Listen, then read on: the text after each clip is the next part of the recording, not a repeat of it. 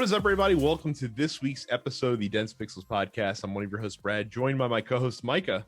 Hey. And back for the first time in a month, because she is not writing music for the first time in a month today. Or arranging music, rather. Rehearsing music. All of it. Yeah, all of it. Carrie. Yeah, hey. It's Carrie. It's me. You're going to have a lot to say about Monster Hunter Rise, I'm sure. Yeah. So, Micah, before Carrie gets into all that, you'll be excited to know that I finally was like, all right, I think Outriders is it. I think this is it. So I'm like, we're gonna make this happen, and I'm like, it seems good, seems fun. The reviews are solid for it from people that are discerning about these types of games. So I'm feeling confident, and I'm like, just what I needed.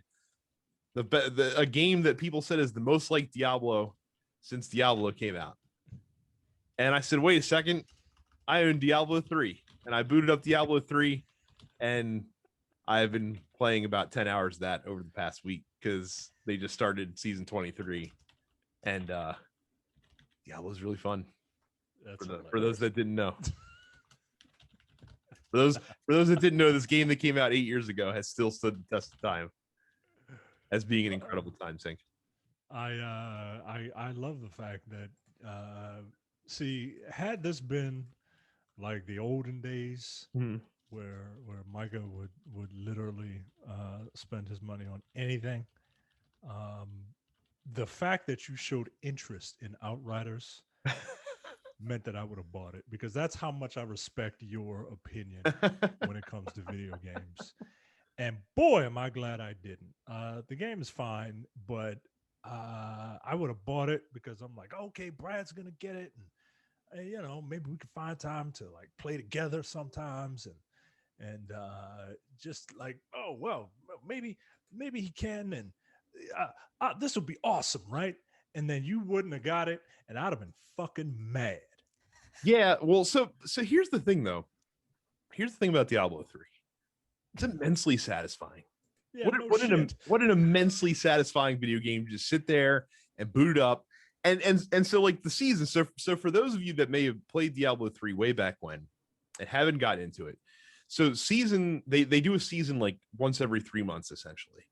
And a season in Diablo, it's a free update. It's pretty cool.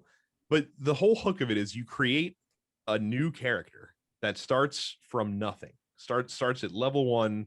Nothing on you at all. And it's basically the grind. Like you start out in adventure mode right away.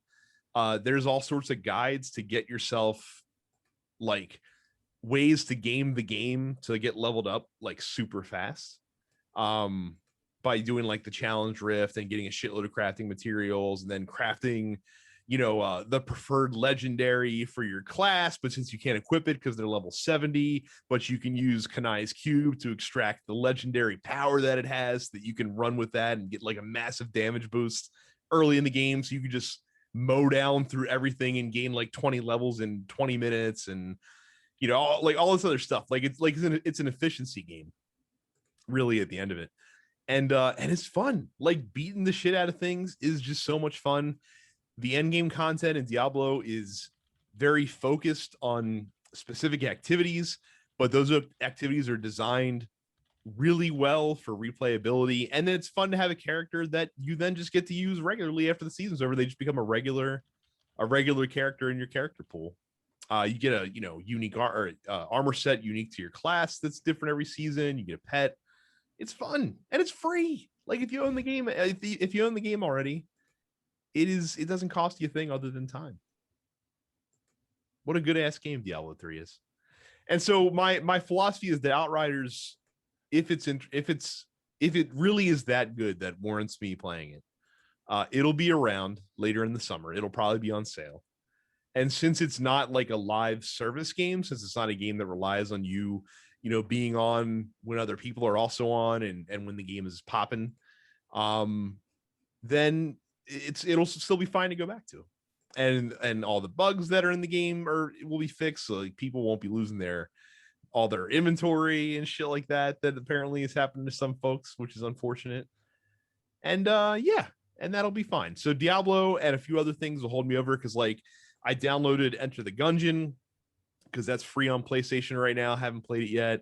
I beat Ratchet and Clank. I might consider like collecting all the collectibles in the game. I don't know how much I want to revisit it though. Like the game is fine, but once you beat it, there's not a whole heck of a lot to do.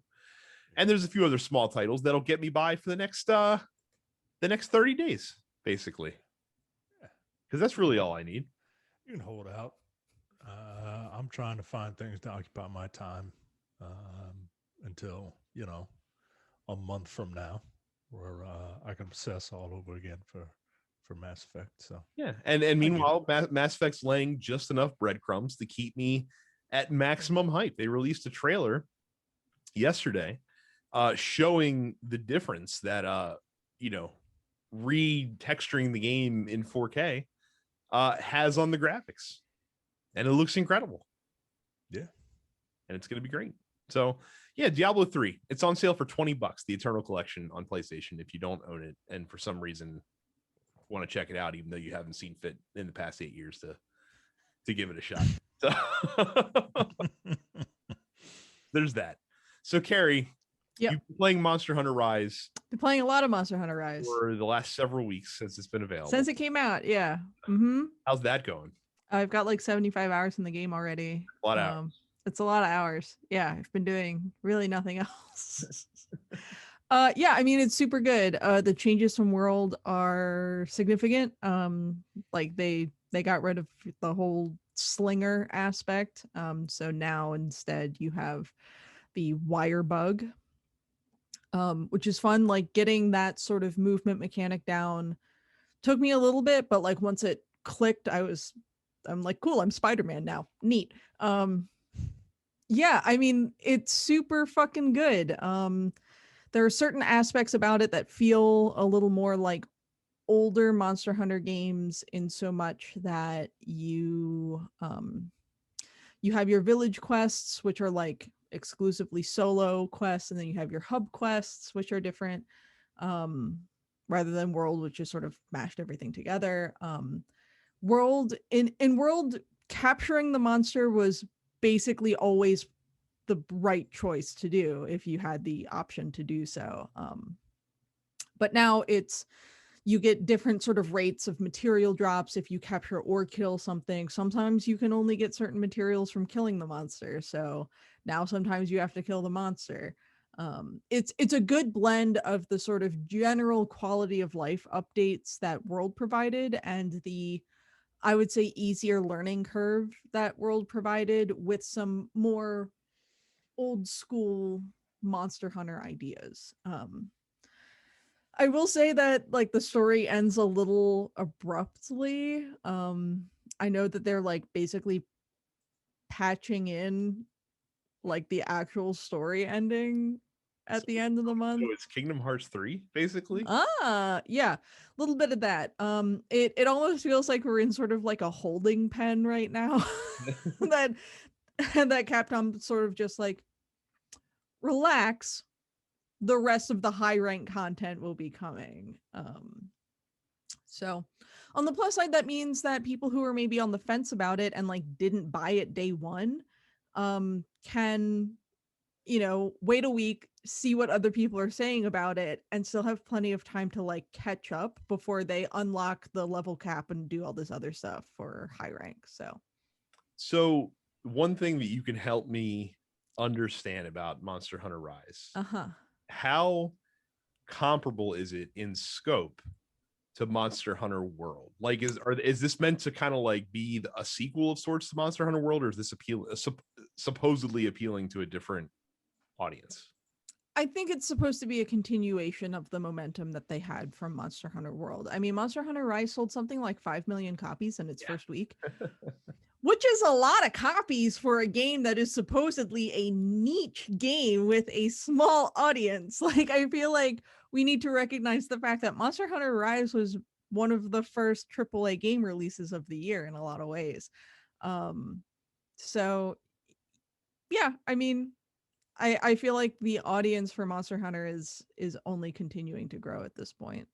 Gotcha. So has World seen like a significant dip off, or because this is exclusive to the Switch, it's not cannibalized?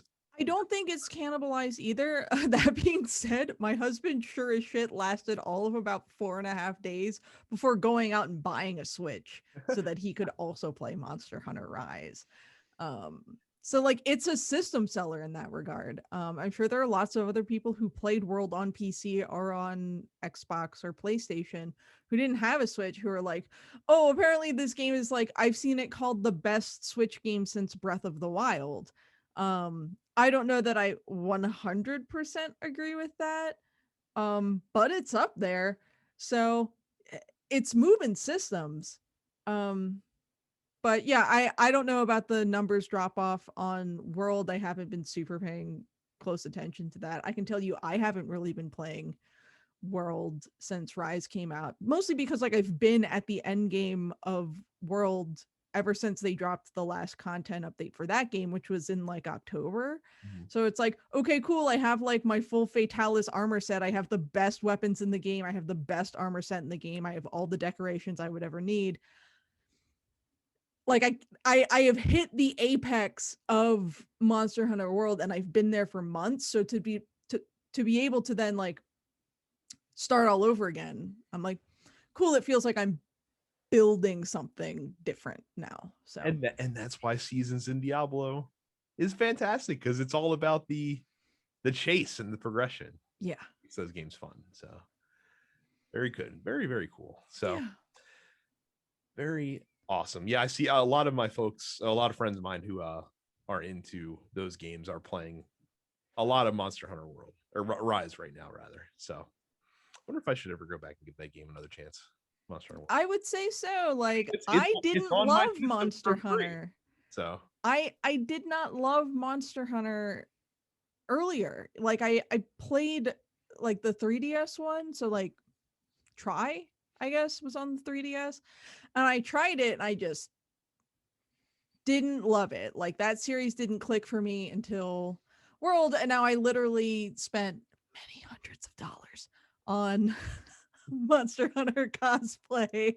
I have, this whole corner of my room is just Monster Hunter plushes. I'm a mess. Yeah, I mean they really like they nailed it. They nailed the balance of weird niche technical stuff with like genuinely fun, easy to understand action RPG gameplay with World, and they're just carrying that with Rise. So and Rise is going to get a PC release next year. So any other consoles or just PC? Just PC. There's a demo on Switch, right? Yeah, there's a demo on Switch. Yeah, my brother-in-law, he came over to my house on Easter, and he always brings his Switch with him because who the hell wants to hang out with me when they can be playing video games? And he was playing it, and he was telling me about it, and it's like, all right, maybe I'll give it a shot, because I was telling him about how the controls don't feel intuitive to me. Everything feels a little clunky. I mean, that's the thing is like some of the weapons are super quick and hard hitting, or super quick and light hitting. And then you have like your great sword, which is like, you're not going to hit super often, but when you do, it's going to count for a lot.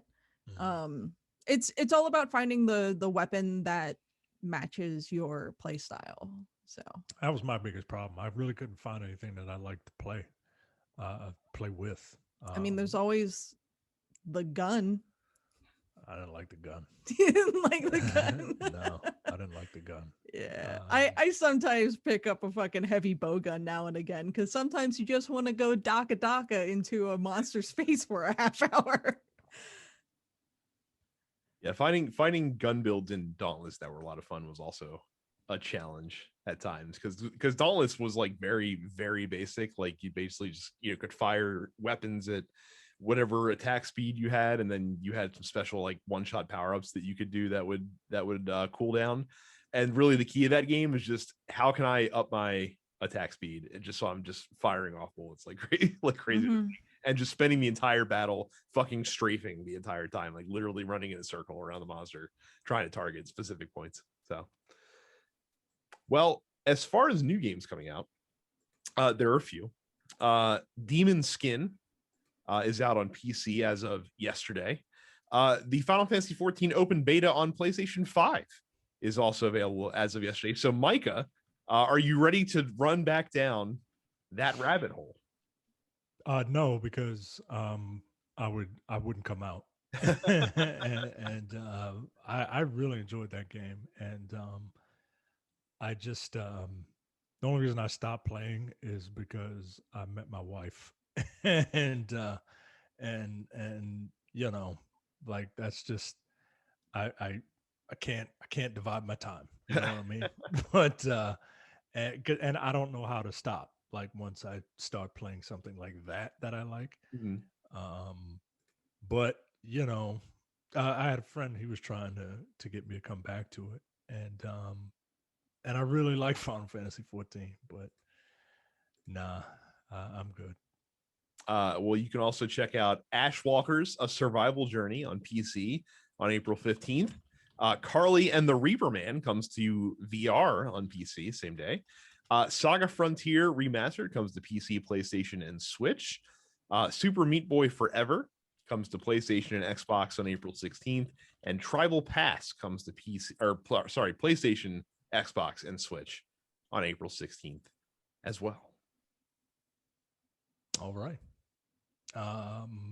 Nothing I'm looking forward to, but that's just me. Saga Frontier Remastered is like on the way outside of my periphery at this point. Like it's there. And I know it's there. Mhm. I've only I got other shit going on though. I've only met one person in my life who is really into the Saga games. I also have that person in my life. I think I think it's the same person. It may very well be. Yeah, I don't know too many people that are into the Saga franchise. So. Here's what you need to be into. Go to densepixels.com/fans. Wow. Doing so will get you an invite into our Discord. Yeah, that link's not going to work for too much longer. So. Oh, densepixels.com/fans. Yeah, because that's directly connected to the Facebook site. So. Oh, when I do it, it goes straight to Discord. Oh, does it? Oh, sweet. That's gee, that's Mm. changed that. So never mind. We're good. We're good. Let's give it a shot. densepixels.com/fans. Bam. Discord. Discord Good launches. for you, Jay. Good job. Yeah. Good job. That's the only reason I've been saying it. Because I had no idea that change happened. Yeah, because we are, well, I guess we're not sunsetting the Facebook group at this point. I know that Getting close though. Well, a couple folks asked to keep the TNP fan group on, or the Nerpocalypse fan group, as well as Look Forward going on Facebook.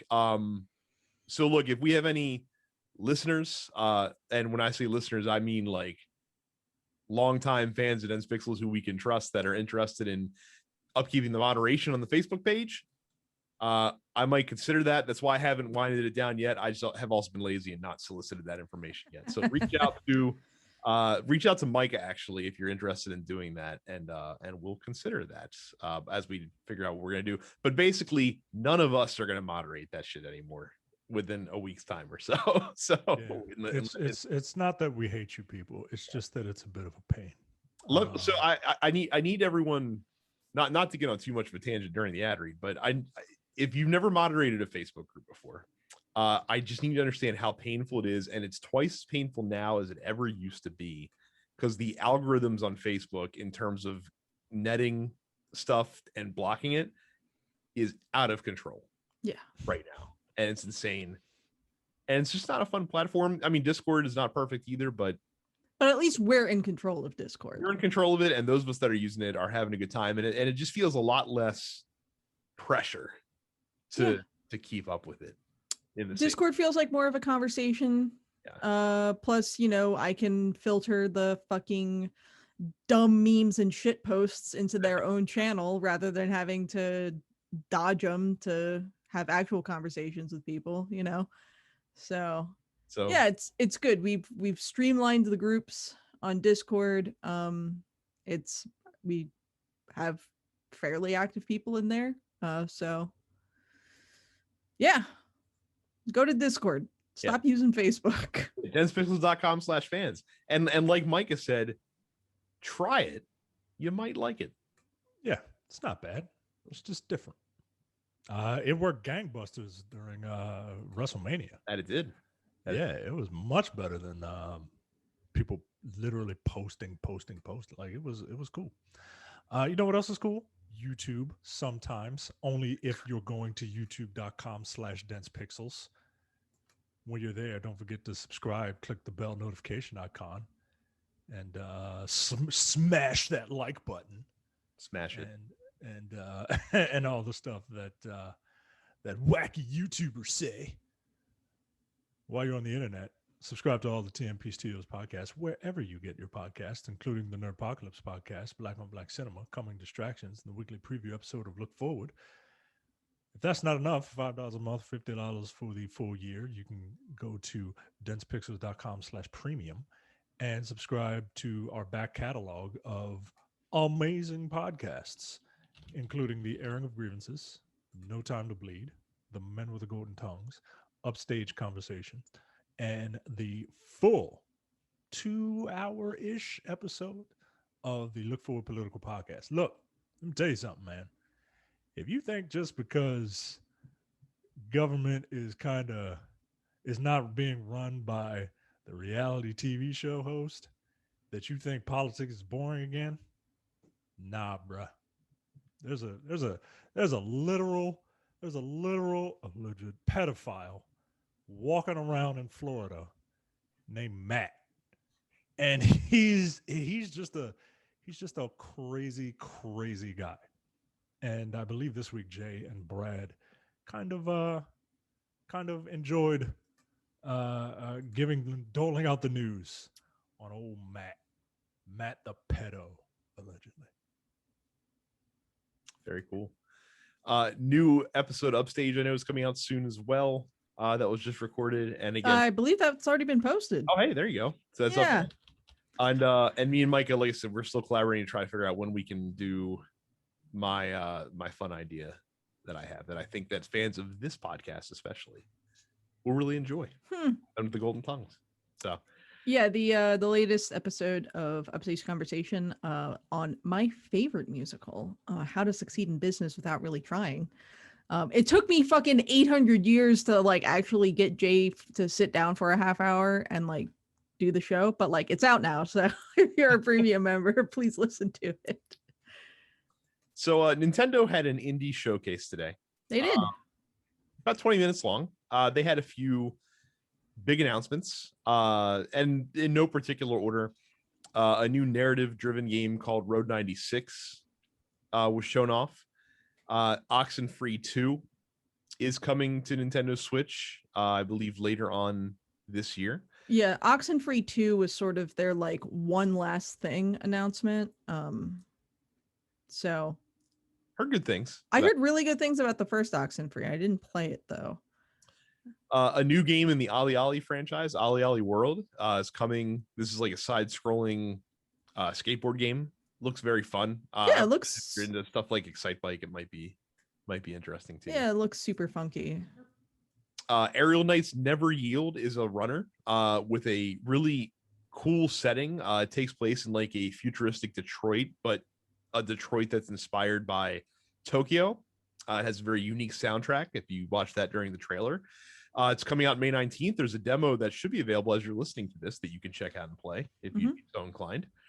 A game called The Longing, which is already available on PC, released today on the Switch, which is an odd game that takes 400 real-time days to play. So like basically when you start this game, it starts a 400-day clock where you play as a shade who's the last servant of a king who ruled an underground kingdom. And the clock runs whether you play the game or not. And you are given the 400 days of time to do the game, and that's it. Whether you play the game or whether you don't play the game, you have 400 days. You could theoretically open the game, start the timer, and come back in 400 days and not have done anything in between. But there are apparently a bunch of different endings, not all of which actually require you to take all 400 days to finish.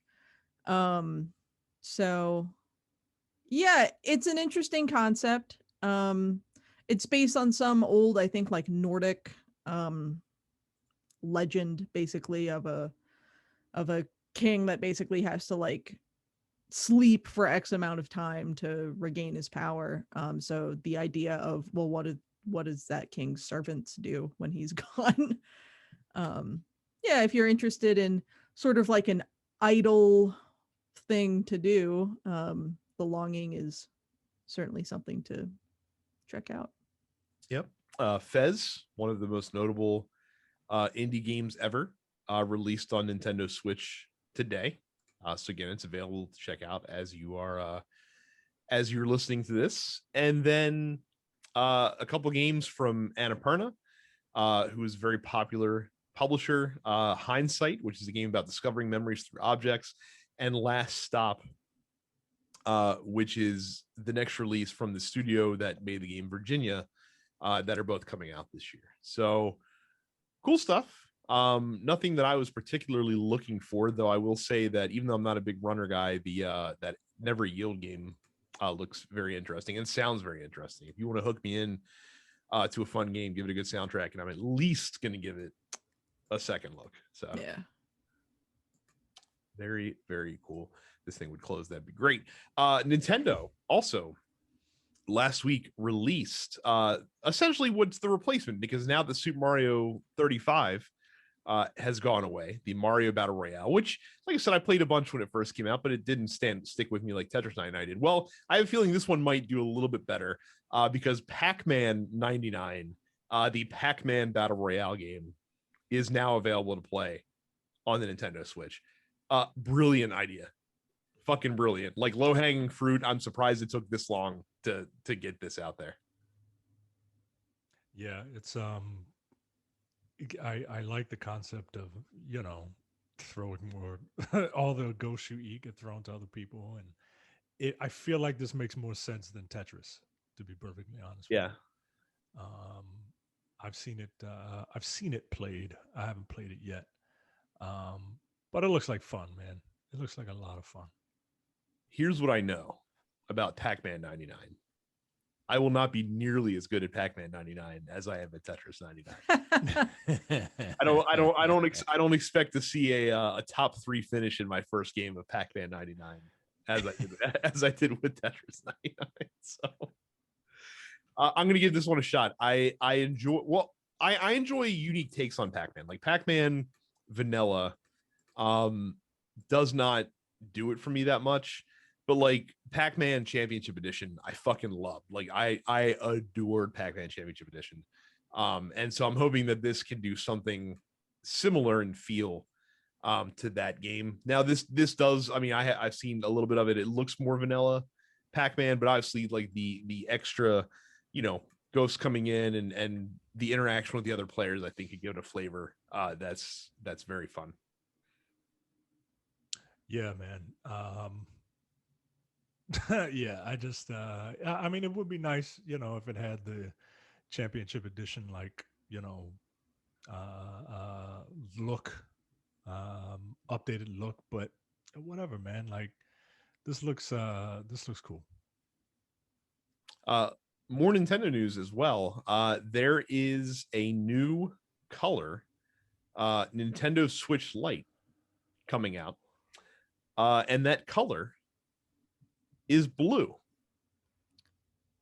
No special names, no gimmicky terms, just blue. Just blue. That being said, it's a very specific shade of blue that is not quite, but very close to that sort of indigo color. Yeah, thank you. That the original Game Boy Advance released with. I like it. I have no need for a Switch Lite. It's a little more periwinkle than that color is, I think. I like it too, though. It's a good color. It's a nice so like the colors on that currently exist for the Switch Lite, to me, are like, you can either get like really out there like bright colors, which is not really my style, or you can get gray. And that Yeah. Yeah, this is a nice sort of subdued option. You know, it's not like teal or yellow or pink. It's just sort of chill. Yeah, it's like not quite purple.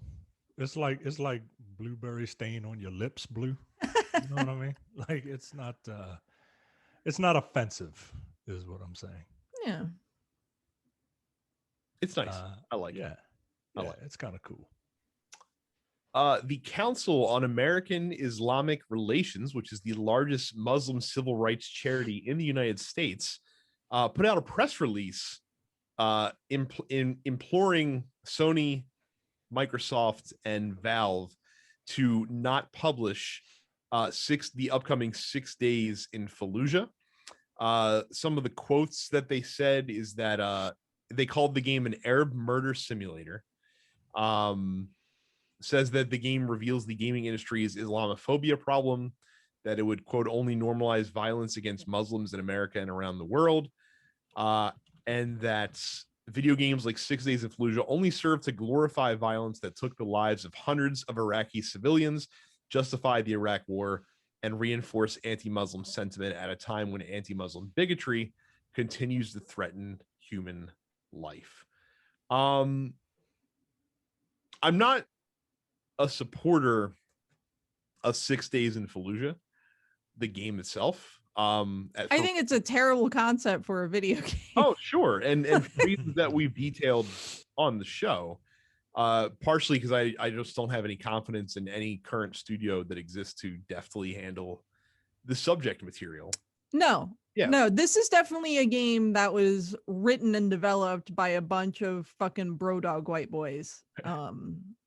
Who probably have Blue Lives Matter stickers on their trucks. That said, if you are crafting a game based on real life history, it's a harder argument to make to call on these platforms to not publish it. You may not like what the game is saying, but again, if they're basing it in reality and not ratcheting it up to 11, essentially, I don't really understand the calls to strike it down. But again, that's not saying that I trust the developer to handle it with a lot of couth. So, I mean, I understand. I even understand why they want it. And I'm not saying you don't understand why they want it to not come out. I think what you're getting at is they're going to have a harder case to make if these companies legit don't, if these companies want to produce this thing, they're gonna need a lot more sway, considering all of modern video games history when it comes to military first person shooters, right? Like, and I'm not saying that these folks don't have a leg to stand on. There's countless games that are evidence of the Islamophobia issue. But yeah, I think you're right. I don't know if this is going to. I still think this game is going to come out. I think it's going to come out and it's going to get terrible fucking reviews, because as far as I can see, the initial trailer wasn't particularly well received as far as the gameplay was concerned. It feels like they're putting it out for the sake of putting it out at this point. It's not to tell some grand, hero rah U.S. Marine story. Yeah, they always trip me up with that shit. It's just to fucking do it at this point, because they tried to do it 12 years ago. They didn't do it. And now they're, someone dug it out of the ground to try and put it out today. And, and it's not just the Council on American Islamic Relations that's pushing back against it. There are veterans committees that are pushing against it. There's for very different reasons, by the way. Yeah, I mean, we're getting it from all sides. it appears that large representatives of all sides of the conflict are like, don't fucking do this. So, I mean, they're going to do it and they're going to do it anyway. And no one's going to like it. And it's going to get a 16% on fucking Metacritic. And that's going to be the end of that. Yeah, the irony is that all the calls against it are getting a lot more digital ink spilt for this game than it warrants. Because like you said, the game is probably not going to be remarkable or good. Any good. In any way, shape, or form. It has novelty because of what it is in the history behind the title itself. Yeah. But yeah, the game itself is probably going to be garbage. So just don't worry about it, I guess. Like it's not going to be that big of a deal. I don't think. Yeah, like what is like is that the advice that you give to these people? Just like hunker down and wait for this shitstorm to be over? Because on one hand, yeah, I get that, but on the other hand, like fuck you, like like I don't want this shit to see the light of day. And I completely understand, you know, bringing it up this thing is like Freddy Krueger, right? Like if you keep talking about it, it gets more power, right? Like it's definitely gonna happen. But you know, at the same time, I just it fucking sucks, man. And if shit like Grand Theft Auto can be talked about and talked about and talked about and talked about, like I got no people airing their grievances about this. It's probably, like you said, it's not gonna help the initial like wave of interest in this game. The only thing that's going to squash that is if it's a piece of shit game, which it kind of looks like. Yeah. But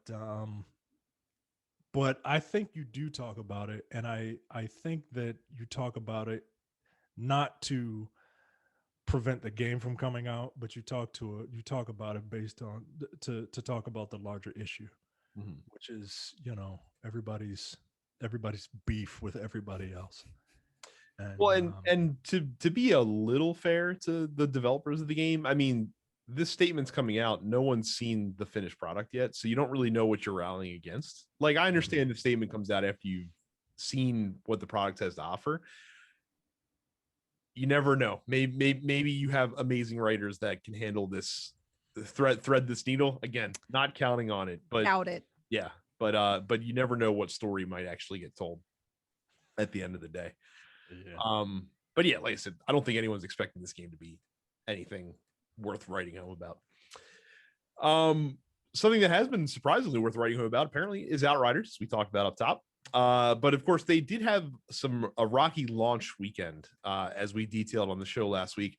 Well, People Can Fly are going to give players a community appreciation package soon for their patience in dealing with the launch server issues. Anyone that played the game prior to April 11th will receive a legendary weapon, some of the endgame titanium currency, and the frustration emote, which People Can Fly said was not chosen intentionally. The emote was actually in development before all of this stuff kicked off. Apparently, the reward will only go to each player's highest leveled character, because that character's level will determine the power that the legendary drops at and the amount of titanium that they'll get. So if you want to make sure that free weapon is worth your while, grind and get leveled up to the max so that you can have a nice endgame weapon that you'll get. So apparently nothing players will have to do. It'll just show up when it shows up. And so you get some free stuff to look forward to for dealing with some frustrating things at launch. Here's an interesting story. So a report came out from Jason Schreier of Bloomberg that says that Sony, for some godforsaken reason, is remaking the original Last of Us for PlayStation 5. And there's a studio called Sony's Visual Arts Service Group, which is a support studio that took on a PS5 like they took on development of the remake with approval from Sony, but then Sony handed the project off back to Naughty Dog, which has caused a lot of frustration at that studio, including the senior leadership of the studio leaving because they were upset that the project was taken from them. So that's annoying. And I understand why folks might be frustrated. I also understand why Sony might want to make sure that one of their tentpole games getting a fresh coat of paint is in the safest hands possible. What I don't understand is wanting to make a ground up remake of the original Last of Us, a game that only came out about 8 years ago and has already received a next generation update on the PlayStation 4. Yep. Well, what if you're one of those people who only have a PlayStation 5 and not a PlayStation 4? Yeah, even though you could play those games on your PlayStation 5. That's what who's this for? Like what? What This feels very much like doing it just for the sake of doing it, but like I don't know who's asking. It feels like a cash grab. It feels like that, yeah. You could allocate the resources needed to do this to new things that would be better. Who's asking for this? Like who's really seriously asking for, like, man, like I played The Last of Us when it came out. I played it again when they re-released it for PS4 with the better graphics, stuff like that. But man, I just really wish they would make a from the ground up remake of this game that I've already played twice and want to throw another $70 at, because I just love The Last of Us so much, because it's the best story that's ever been told in a video game. I really want to blow my brains out, and so let me play this depressing game. So in terms of like a remake, like, all right, like I would assume that Naughty Dog's, technology has advanced far beyond. I haven't played The Last of Us 2 yet. I would assume that their technology is, the video that you're watching, the mocap and all that is like better than the original Last of Us, which was very good in the original Last of Us. Which is why I don't understand why you need to remake it from the ground up. But unless it's gonna have like a different ending, but why? Because the sequel is out, and the sequel kind of depends on. There's only one other ending you can do for The Last of Us, the original, and the sequel kind of negates you from doing it, seeing as how you play as one of the characters. I don't know. This is very weird. This is bad form, Sony. What do you? I don't understand it. Now, that game originally came out on what, PS3? Yes. Okay, so maybe that's their logic, that it came out 2 generations ago. But again, it came out late in the PS3 life cycle, so it was like running at the top of what the PS3 was capable of. Yeah, that was like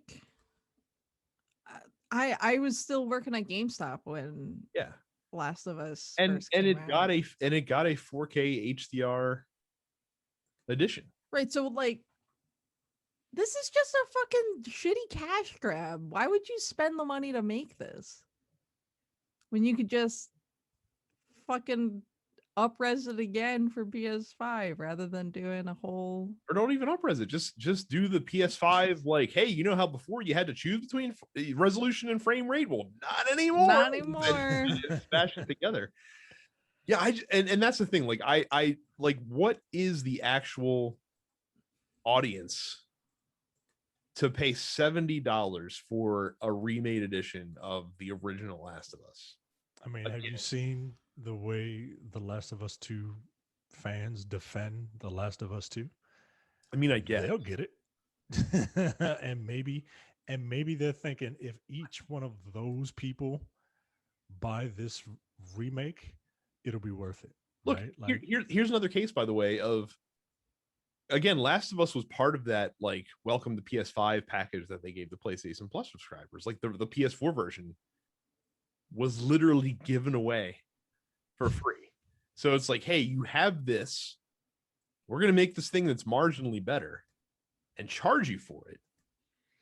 I'm going to say, no, I'll take the thing that's still pretty good instead of the thing that costs $70 is marginally better. Like, that doesn't make a lot of sense.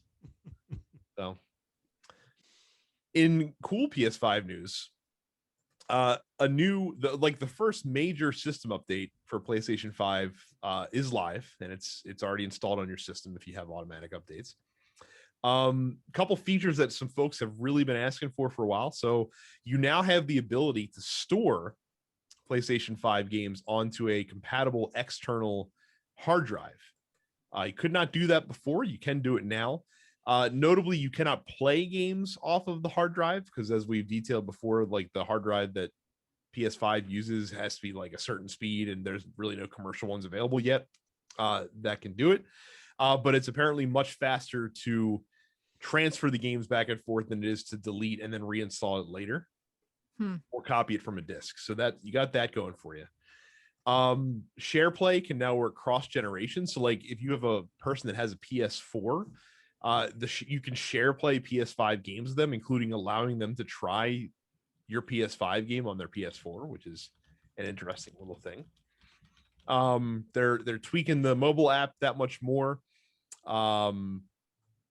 You'll be able to join multiplayer sessions from the app within the next couple of weeks, manage your console storage from the app. These are all very good things.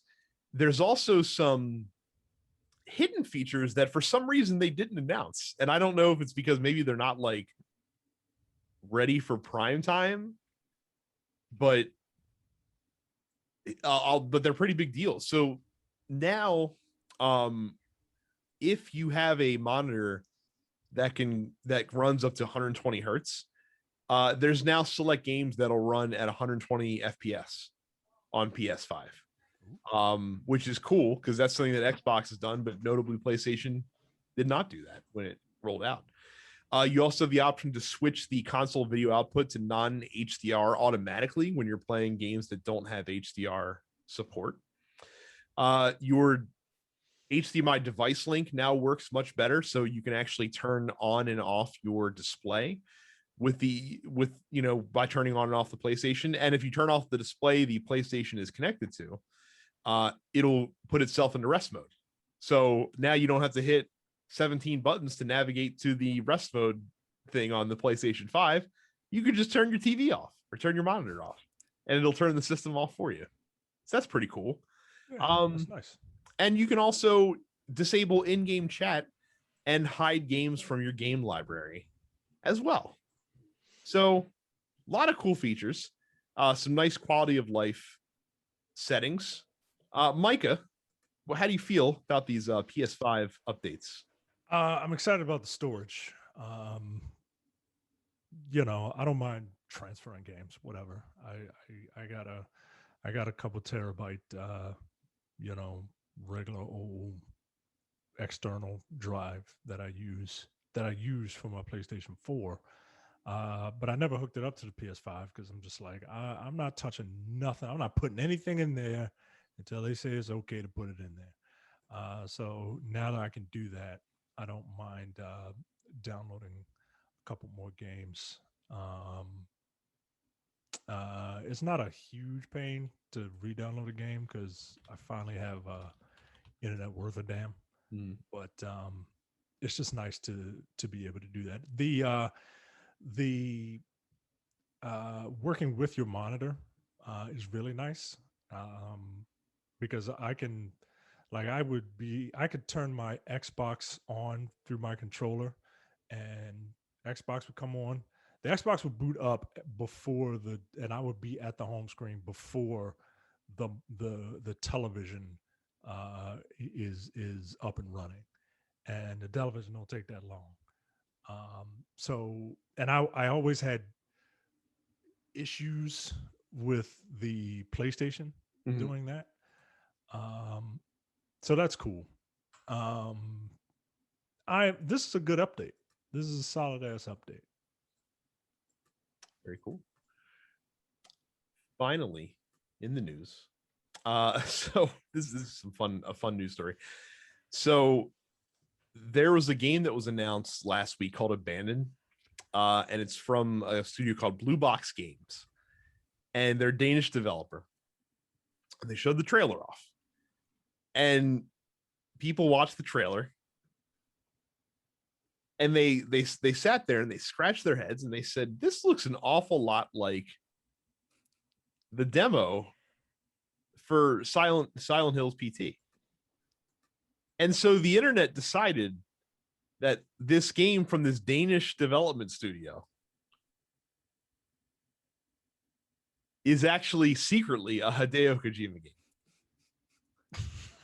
To the point that the Blue Box put out the following statement, quote, "We've received several emails regarding the Hideo Kojima rumor. We have no association with Hideo Kojima, nor do we claim to have any association, nor was it our intention to claim such a statement. We are a small group of developers working on a passionate title we wanted to work on for a long time." So yeah, the internet is wild sometimes. That's what they want you to think. That is, well, they've done a successful job of throwing you off the scent. Exactly. I mean, if they were actually a part of it, do you think they would admit it? Right? Like they're doing the old Watkins 1-2 on you. They're vehemently denying while secretly actually cute. You see, that's what I would do. Danish developer. Everyone knows that Hideo Kojima's favorite food is a Danish. Hello. The truth is out there. This is where you have to dub in the fucking X-Files theme. I'm pretty sure we might get a copyright strike if we get that. That's funny, man. That's funny. Although, you know what? I'm with it. I don't mind an entertaining conspiracy theory. I'm a part of this. Carrie, when did Hideo Kojima emigrate to Denmark, and why did he leave Japan? I couldn't tell you. It's a wild thing. And now because of this denial, like people are speculating that Kojima might be like working on a deal with Xbox Studios, which at least has a little bit more based in plausibility, I suppose. Xbox seems to be like snapping up all these notable folks right now. That's fair, you know. All right. So fun story. But that is the news for the week. Everybody, I need you to do me a favor. I need you to go to densepixels.com/Amazon for all of your Amazon purchases. You go to densepixels.com/Amazon for all of your Amazon purchases. Not only do you help out the show, but you help out Jeff. Jeff is a man on a mission to become the first super villain, and he needs your help. The only way you can help him is to go to densepixels.com/Amazon. And you help us too. Though we are not striving for super villainy. No, not yet. Yes, go to what was the last thing I bought when I went to densepixels.com/Amazon? I bought this. Look at that. Oh wow. Yeah, look at that. That's Tommy Wayne there. That's Tommy Wayne. He's what every father is when their child gets murdered right in front of their eyes. They get a couple of desert eagles, put on a bat suit, and just go around killing people. That's what happens. You know, that's what Charles Bronson was missing in the Death Wish franchise is having a Batman outfit to go to be. I think that would have really turned those movies up an extra notch. That was the case. Last thing I ordered from Amazon was the Terry and Banjo-Kazooie amiibos. So yeah, look, think of it this way. The sooner we get a super villain, the sooner we get a superhero. All right? Go to densepixels.com/Amazon. Before Carrie walks off into the sunset, we do have some post office questions before the wrestling. And they're all kind of for her as well. Yeah. So first, Casa asks, your favorite Palico gadget? All Monster Hunter related too, by the way. So Yeah, all of these are Monster Hunter related because I said I've been playing Monster Hunter. Feel free to ask me about Monster Hunter. You could ask me about anything at any time, but everyone's asking me about Monster Hunter. So currently in World, I tend to switch between like the choral orchestra for buffs and the Plunder Blade, which will knock additional like pieces off of the monster for like when I'm trying to grind out parts. In Rise, I've basically just been rolling with healing stuff because it's nice to have a healer. I can worry about knocking shit off the monster myself. But I've basically just been rolling with sort of heals and buffs in Rise from my Palico. And so Steve asks, the Kezu. yes, the Kezu. Phallic resemblance intentional. You know what? I don't know. Capcom's certainly been out here promoting Lady D's like foot size and how big her dump truck ass is. So with Capcom, you never know. It feels intentional. Kezu, for those who are unfamiliar, is awful. I fucking hate fighting Kezu. Kezu's a very first generation monster, was introduced in the original Monster Hunter, and they brought him back a few times. So he's in Rise, and he looks like a chicken cooked by a 45-year-old soccer mom. He looks like a fucking unseasoned boiled chicken with a dick for a head. It's awful. And the fucking worst thing about fighting Kezu, I guess across the series, but you know, in Rise, it feels really stark, is it's dead silent when you're fighting him. There's no background music. The music cuts out completely when you're fighting him. Yeah, awful. Hate him. The first time I fought Kezu in Rise, I was like, I think I found the least favorite thing in any video game ever. I fucking hate this dude. And then Matt Coco asks, with the announcement of the House of the Dead remake, shows Sega is willing to farm out their unused franchises to developers of semi-notoriety. Who's a developer that you would like to see tackle an unused franchise from any company? Give Golden Sun to someone, please. But who? Like, but who? That's who? I mean, yeah. Like I am admittedly not super duper familiar with a lot of like indie devs. So like I don't know who's done like a good JRPG style indie RPG that I would say, okay, yeah, like that, you know. Other than that, I don't know. Someone, like, if they're doing House of the Dead, they should also do Typing of the Dead. I would play the shit out of some Typing of the Dead, mostly because I would be very good at it, because my words per minute is over 100 on a very consistent basis. I would speedrun the shit out of that game. So yeah, like I don't know. Like, if you could tell me a company that's done like a good JRPG indie game, then that company should do Golden Sun. But I don't know that there are many out there that are doing it, you know. Mm-hmm. I don't know. Give the easy one, right? Give Castlevania to Capcom, right? What other? Who should do Silent Hill? Like, I don't want Silent Hill to go to Capcom. Wouldn't you want to see done by like the same folks that did like the Evil Within franchise? Something like of that ilk, essentially. Yeah, Castlevania is probably it. Not Capcom though, Micah. Would you like to see a Castlevania done by From Software, perhaps? Oh, yeah, you know what? That's I mean, I wouldn't play it because that would mean it would be really hard. I mean, Castlevania is really hard usually. Yeah, Yeah, it's a different type of hard though Yeah. to me.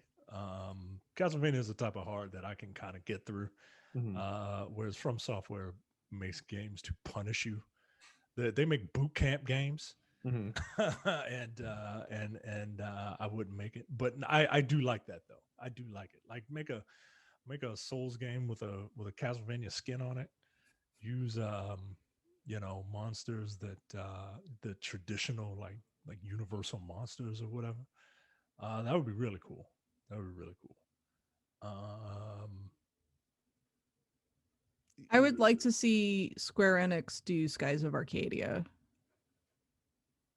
Just remaster it. I don't need anything different. I just need some company to remaster Skies of Arcadia, and it's pretty clear Sega's not going to fucking do it. So My knee jerk reaction would be to say Metal Gear Solid, but I don't know who I'd want to have it. Like Hmm. I don't know who that would translate to, because you need a company that would handle the game competently, but you also need like that weird like quirkiness that is only possible with Hideo Kojima. I feel Yeah. like so that's the tricky one.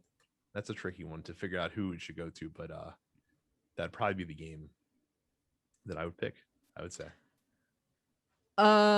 You guys missed an earlier question for me for Oh. Monster Hunter, so I'm going to circle back to that before I peace out, so you guys can talk wrestling. Johnny asked, weapon of choice in Monster Hunter Rise and Monster Hunter in general. I am a Lance main. I have close to 2,000 Lance hunts in Monster Hunter World, and I'm already close to about 200 in Monster Hunter Rise. I don't have any hunts in any other weapons in Monster Hunter Rise yet because I know what I like and I know what I'm good at. Lance is not a particularly popular weapon in Monster Hunter. I think by the end of last year, only 2% of Monster Hunter World players were Lance users. So as far as I'm concerned, that makes me part of the top 2% of Monster Hunter players. Yeah, I like Lance. I might break out. I enjoyed Switch Axe a little bit as well. So I might try building up some Switch Axe stuff in Rise next. Does Lance play more like a Lance is class basically the tank okay. class.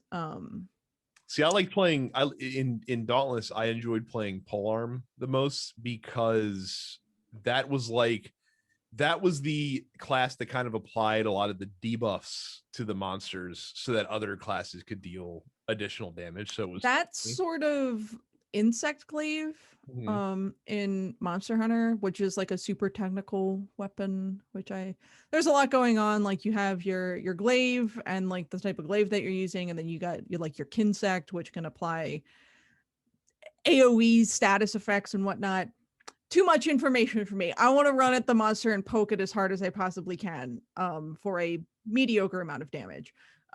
Like my whole build is just defense focus. My whole way of play, particularly when I'm in multiplayer groups, is to now that we have these silk bind attacks, is to use the Lance's twin vine sort of deal, which makes the monster aggro you more.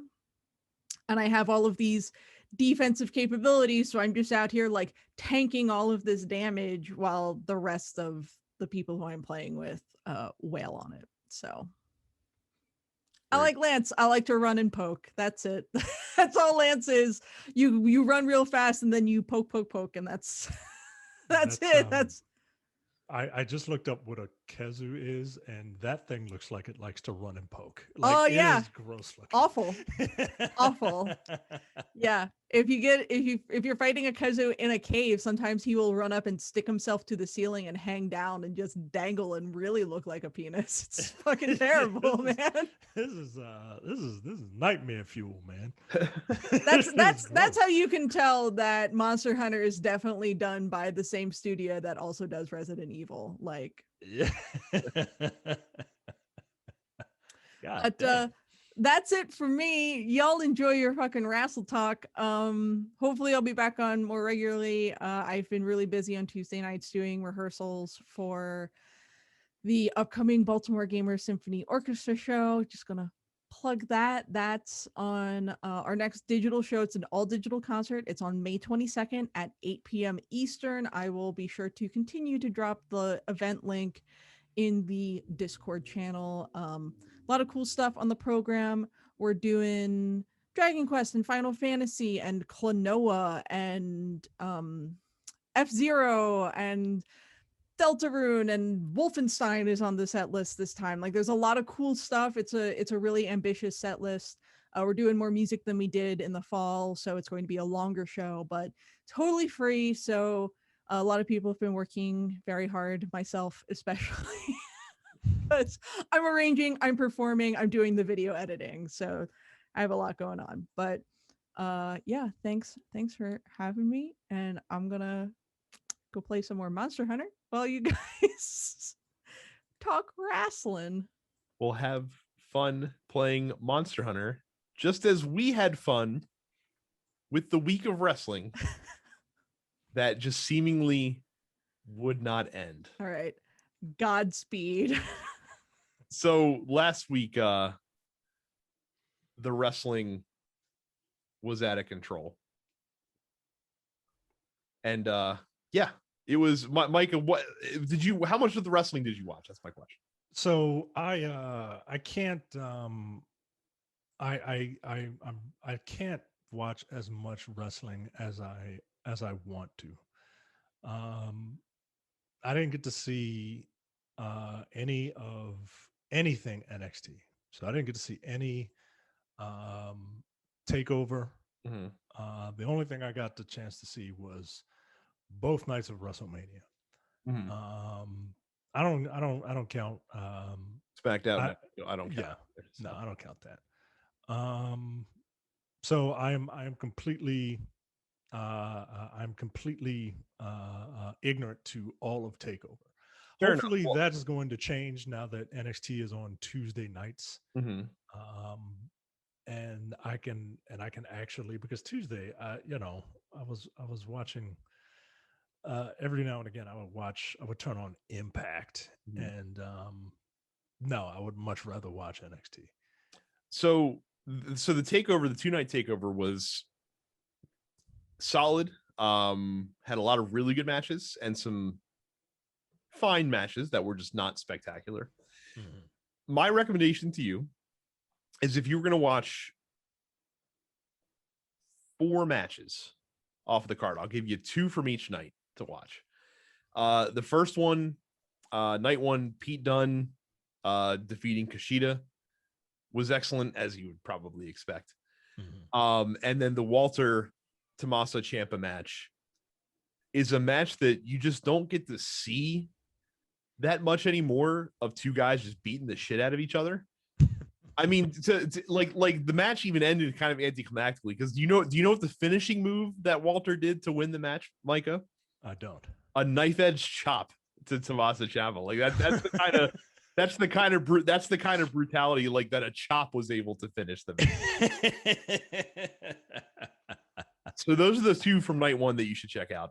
The 2 from night 2 are the ladder match between Santos Escobar and Jordan Devlin, which was very cool. A very like old school style ladder match. Like they weren't doing a bunch of insane shit with the ladder. Like I appreciated the throwback feel of the match. And then Kyle O'Reilly versus Adam Cole was a fucking masterclass in how to book a very personal, very violent grudge match without making it a fucking bloodbath. AEW, take notes. You don't have to go to the old school throwback ECW shit to make a spectacle match that feels violent and feels personal and feels hard hitting. It was really good. All right. Well, then I'm excited for that, because I like I don't need like huge spots all the time, which is another thing that AEW does a little too much, in my opinion.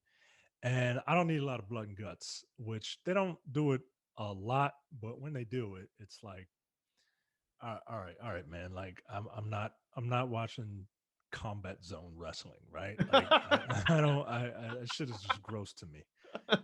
Um, so yeah. All right. I will go back and watch. I will go back and watch that. Well, and here's the biggest compliment that I can give Kyle O'Reilly, Adam Cole. When I looked at some on Wikipedia looking at the results, right? And I had no clue that was a 40-minute match. Jesus. No clue at all. It didn't feel like it. It did not feel like it whatsoever. Like you are engaged and interested in what's going on throughout the entire thing. Like it was really, really good. All right. Very, very good. So, like you said, SmackDown happened. They did the SmackDown tag title match, which champion retained. They did the Andre the Giant Battle Royale, which Jey Uso kind of surprisingly won. Like they really made it look like Shinsuke Nakamura was going to win that match. And they did a good job swerving you at the very last. So WrestleMania proper was a bit of a mixed bag. And again, like it was a very diverse selection of quality matches. Where you had some of the best matches that I can recall in recent WrestleMania history, and then some ones that were just kind of clunkers, like not bad, but just clunky. Yeah, in my eyes. Shockingly, so when I looked at the cards for the two nights, I kind of assumed that night 2 was going to blow night 1 out of the water from a quality standpoint, and that I'm not being the case. Yeah, no kidding. I'm not being the case. They led with strength. They did. So let's run it down. We're not gonna detail these in great detail, but we're gonna run through the matches. They started off with a rain delay of all things because Florida. Because of Florida. And then we got the WWE Championship match with Bobby Lashley, perhaps shockingly retaining against Drew McIntyre. You're not surprised? I was surprised. No, I wasn't surprised because Vince McMahon broke up the Hurt Business, right? Like it's been said that it was a Vince McMahon call. Everybody wanted the Hurt Business to stay. It was a Vince McMahon call to break up the Hurt Business. And the only thing that meant in my eyes is that, well, two things. One, Vince does not want black people to get along. And two, Vince McMahon sees something in Bobby Lashley, and he doesn't think that those other two guys are big enough, to be around his new heel champion, right? Like he wants Bobby Lashley to be a Brock Lesnar while Brock Lesnar is away. That's what I'm kind of getting at. Well, his booking against Matt Riddle on Monday night would certainly support that theory. Yes, Matt Riddle. It's interesting. I probably should have expected it because way too much was made of Drew McIntyre getting his moment in front of the fans. So I should have expected the swerve. To come. It was a solid match. It was a hard hitting, to paraphrase Big E, like meat slapping meat, like kind of fucking match. The ending was a little screwy. Someone in the Discord mentioned that WWE still doesn't know how to properly book baby faces. Like Drew McIntyre falling victim to the "Hey you" essentially, and get distracted, which caused him to miss the Claymore. Doesn't make him look great. It makes him look like an idiot. Yeah. He's gonna be fighting Bobby Lashley again at WrestleMania Backlash, which just call it. Just call it Backlash. Backlash is self-explanatory. Like you don't need to go into further detail. Like we understand what it's a backlash to. We get it. It's typically the show where you run the angles that you couldn't completely blow off at WrestleMania. We understand.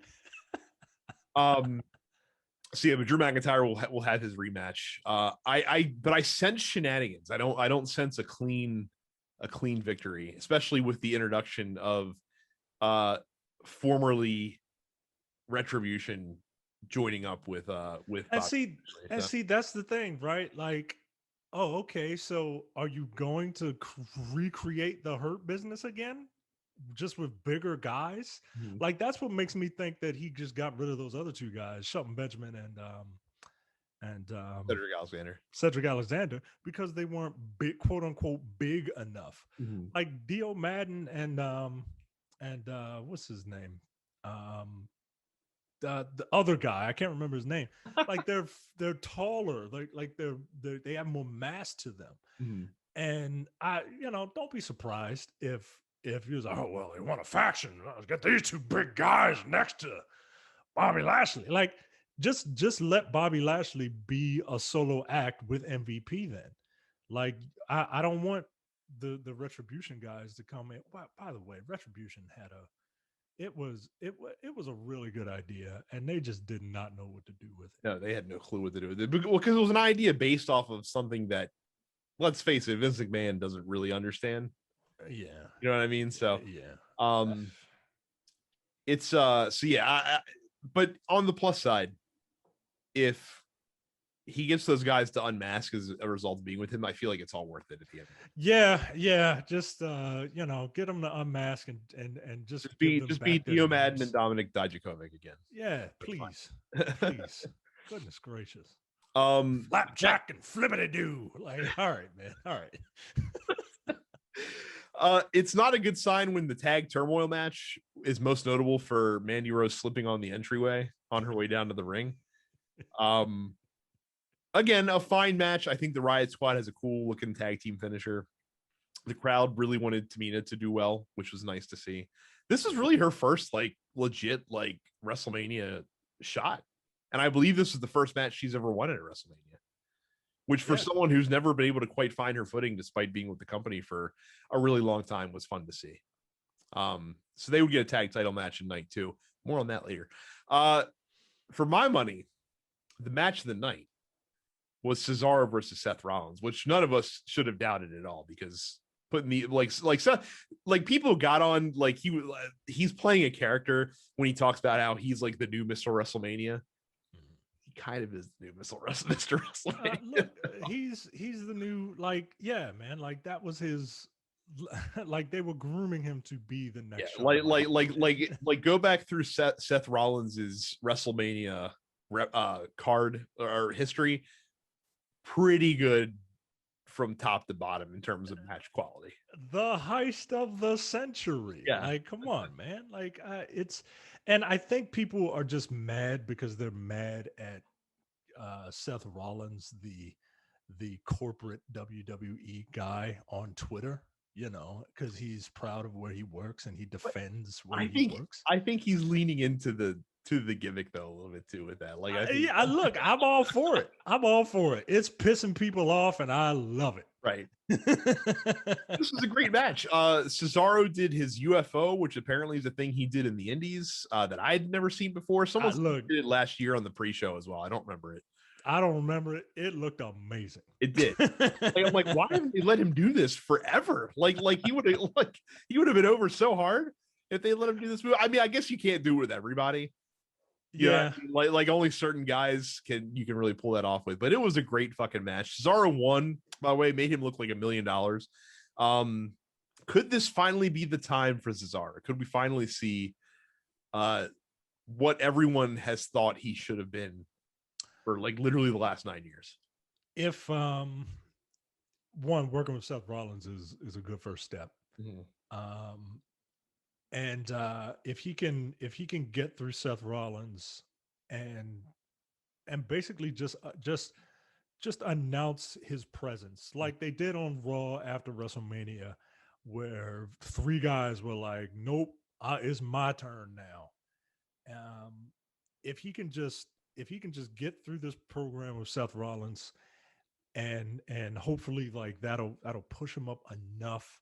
I don't know who I mean, I figure maybe by this time Drew McIntyre might be the champion. Mm-hmm. There are rumors saying that Drew will get it at Backlash. I don't think that's a good idea. That seems like why if you're gonna do that, why wouldn't you just do it at WrestleMania? No, right. I need Bobby Lashley to if you're gonna build him up as like your monster heel, then let him run as a monster heel till at least SummerSlam, if not right. More. I need a Bobby. Look, everybody says they want a Bobby Lashley, Brock Lesnar program. I don't know if I want that, but let Bobby Lashley be the new beast. Man, who'd have? I mean, we should have been surprised, but MVP already like one of the top managers like in recent memory. So yeah, MVP's always been great. MVP and Bobby Lashley worked together in TNA, right? Like, yeah, but wasn't he still wrestling at the time? MVP? I don't know. Hmm. I don't know, but MVP's always been really good. And just a guy that I don't think people give enough credit to. In terms of like his in-ring work and his character work was great, right? Like the arrogant sports star, right? Like that's and he's very good at at being his character. But his in-ring work is also stellar. Yeah, MVP's a great dude, man. We got the tag title match, new tag champions AJ Styles and the debuting Omos, Morgan State grad, defeated the New Day. What do you think about Omos? I'm always, always wary of like these super tall guys that have very limited move sets that just kind of can do backbreakers and slams and chops and this kind of shit. Whenever maybe this isn't fair to him, but whenever I see a big tall guy, I just think of, oh, okay. I just remember that Vince McMahon is a carny, and he's treating these really tall guys like sideshow acts. Not to say that Omos is not like a legit athlete. I just don't know if this is his sport. I don't know if this is the thing that he should be doing. Well, it's funny because it seems like it's for him. It's a never ending quest to find the next Andre the Giant in a lot of ways, and he's tried so many of these guys. Yeah. And people say, "Oh, well, the Big Show's most successful." Big Show was a class of was a much better athlete than Andre the Giant was. Like he wasn't an attraction in the same way that Andre the Giant was. And I feel like that Vince has tried this with a ton of different guys. He's tried it with the Giant Gonzalez or I can't remember his name in WCW, or as El Gigante in WCW. He tried it in a different way with Mabel. Like that was big in different ways. Remember Mabel was a champion. Yeah, Mabel, big fat ass Mabel. Remember Kurgan from like the Oddities? Like he came in and was again just the big tall guy that lumbered around. Big tall French guy. Oh, big tall French guy. That's him. Great Khali is in this class. And again, like he's a Hall of Famer, great, but no one's lauding Great Khali for his ring. Yeah, man. Like, look, no disrespect to the Great Khali, but facts are facts. The man could barely walk. Right. So, they made almost wear a vest, which means he's not in Vince McMahon shape. Right? Like you put a shirt on him, it's like, all right, well, they don't feel they're not that high on you. That being said, if you're gonna make someone look like a fucking monster, what better person to put them against than Kofi Kingston and Xavier Woods, who did a fantastic job selling his offense once he got into the match. Yeah, no kidding. Xavier Woods, especially, always the face in peril. And it's weird being, Kofi Kingston being the guy to get the hot tag to save Xavier Woods. Like that, you're the same. This is I had a feeling that AJ and Omos were going to win because why do this? Right? Like why have it to begin with? I feel like this was something that they kind of told Omos that would happen to kind of get him to sign on the dotted line. Like, we're going to pair you with a phenomenal wrestler, no pun intended. And, you're going to be a champion. All you got to do is sign here. Right. And I can't imagine that this run is with them as champion is going to last long. I don't know what you do with Omos though. Like he's not you got to stick him with somebody because I can't imagine that he can talk. I can't imagine you're going to keep him with AJ Styles for a while. Quite frankly, I don't kind of want it because AJ's got this really thick Southern accent and I just don't like, get him, old balls. I don't know. It just don't sit right with me. Plus AJ Styles probably what I guess I'll term as the unknowing, probably an unknowing racist. Like he probably is not like outwardly racist, but probably has some racist tendencies that he doesn't realize are racist, kind of thing. Yeah, he's an ignorant racist, right? Like, yeah. So yeah, that could be a little weird. So, but hey, we'll see. A lot of folks shit on the Braun Strowman Shane McMahon cage match. I think it was fine for what it was. Like they did the best they could with what they had. Look, they showed me something I didn't see before. That's true. Yeah, I've never seen anyone rip the cage apart to drag someone back through it once they were on the other side climbing down. That's all the justification I need for this stupid match, right? Yeah. The stupid, like the build was dumb. Hey, Braun, you're stupid. Nobody's gonna call me stupid. Like, all right, man, but you're dumb. Like let's rope in Jackson Riker and Elias for no apparent reason. Like right. She found two guys in the locker room, like, hey, you help me out real quick. You're heels. Like, okay, that's fine. We'll go to town on this dude.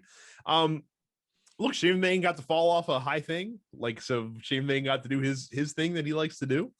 Braun Strowman looked real strong and won as he should have, and it was fine. Like, it was fine for what it was.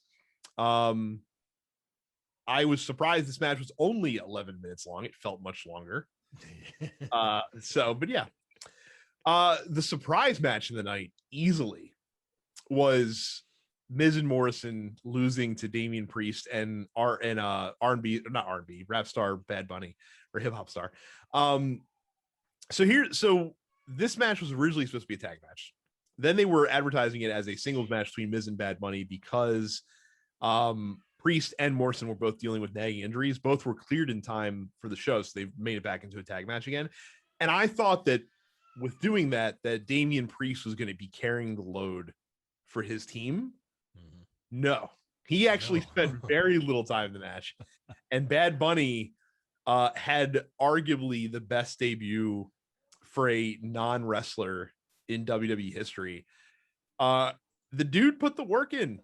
And he went to school, and the thing that he did that was very impressive wasn't his offense, but it was his selling. Like he was selling all the moves.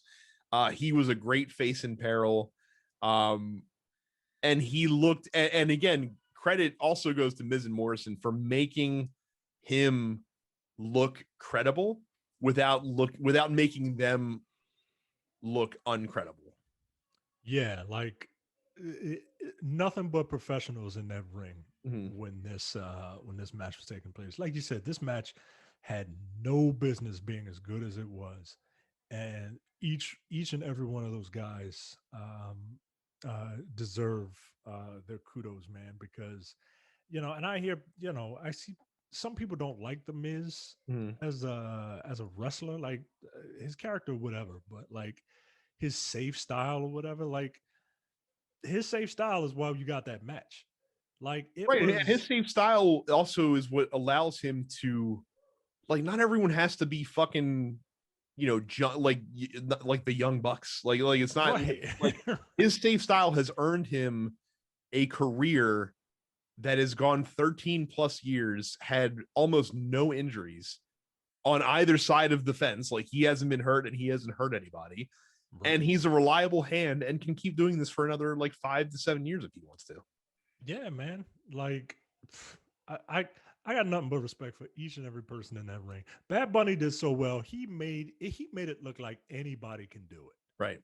And that is a testament to him, his trainers, the guys in the ring. I can't tell you how impressed I was with that match. Well, and also too, like with the Miz especially, they kept cutting to him, and he's very aware of where the camera is and what he needs to be doing at all times. The little stuff that, again, he doesn't get enough credit for. Like they kept cutting to him when Bad Bunny did something remarkable for a non-wrestler to capture his facial expressions, and he played it perfectly every single time. Like the ultimate one being when Bad Bunny did the Destroyer to John Morrison outside the ring, and then Miz like mouth was agape at witnessing this, like he couldn't fucking believe it. And that's perfect. Like again, not enough credit is given to him for all the little things that he does. I understand that he started as like the real world guy, and there's a lot of reason to make fun of him. And I understand that he definitely won the WWE title way too soon when he first got started, but he has been nothing but stellar for really the past 5 years, in all honesty, and deserves a ton of praise that he does not get. So, he might be the real world guy, but to your point, that's why he's able to. That's why he knows he knows that cameras are on him, and he knows that he can't let up off the gas when he's out there acting, and you can't just like stop just because you think the camera's on you, because they're everywhere. Yep. So yeah, man, that match, I was blown away by that shit. I couldn't believe it. The main event for night one, Bianca Belair becoming the SmackDown Women's Champion against Sasha Banks. I got to tell you, people were praising Sasha in this match. I really miss like heel Sasha from NXT. Like, I understand your character's got to evolve and everything, but I don't think that hers evolved from a heel standpoint in the right direction, because I just think being like the unrelenting badass heel fit her better than like the super cocky, arrogant, like outwardly cocky and arrogant heel that she's kind of playing right now. And Bianca Belair, I think, played a great babyface to contrast her, and really looked impressive in this match. But I didn't feel as impressed by Sasha Banks as most folks did. But I thought this was the best match that Bianca Belair has ever wrestled in WWE. Yeah, I think this was an absolute showcase for what Bianca Belair could do. Like the two of them got together, and I think Sasha said, "I'm gonna make you look good, girl," and that's what happened. Like you said, I don't think it's Sasha Banks's best, right? Like I've, any match with her and Charlotte Flair, I think, is better than this. But because those two are like on an equal playing field. But in terms of Sasha kind of power leveling Bianca to elevate her, I could see it in the match, and it felt good, man. Like it was a showcase of Bianca Belair is crazy strong, right? Like, I know Sasha isn't the heaviest person in the world, but like her being able to just like press Sasha and walk her upstairs and just drop, like her feats of strength are pretty amazing, man. I agree. I'm going to be very interesting to see how they book Bianca Belair, and rather who they put her in programs against, because I do still feel like she needs someone who can carry the load in the ring performance wise, like from a technical standpoint, to look really good. So it'll be interesting to see the programs that they put her in. I think that they would do well to get her in a feud with Bayley, because I think that Bayley could definitely make her look very good as well for the next couple of months. Yeah. So very curious to see what they do with her reign on SmackDown. I hope this isn't like a Kofi thing, right? Like, I hope this isn't like where it's one of those instances where everybody gets to touch the belt. You know what I mean? Like, I want her to be a champ, but to your point, I wouldn't necessarily say it's too early for her, but she's not quite green, but she's not quite like at the level, where it's like, yo, this is an amazing dominant champion. She needs strong opponents, and yeah, I wonder. It's funny. So like Becky Lynch is great too, but I don't see Becky Lynch as being the person also that can carry someone to an amazing match. No, she's the two of them are kind of like at the same level for me. Yeah, the two of them are like B+, A- wrestlers. Whereas, Sasha Banks is A+, Charlotte Flair A+, Bayley is A to an A+, depending on who she's wrestling. Like, so I hope that I don't know. I hope that there are big things for Bianca Belair, but I want her reign to be significant. So moving on, night two, we started with Randy Orton and The Fiend in a regular one-on-one match. Why wasn't it should have been a Funhouse match. Apparently that was never the plan. So oh my God. Like, it's Randy Orton. You know, if there's anybody, like, there are a few people on the current roster that could be used for a funhouse match, and Randy Orton is at the top of that list, man. Yeah. Well, and it's funny too because like it's like they didn't know what to do. So like it's like they didn't have a plan for what they actually wanted to do with this match. So like before the match even starts, like the Fiend uses his magic, you know, Curaga spell to basically heal back to regular Fiend, not burnt ass mask Fiend.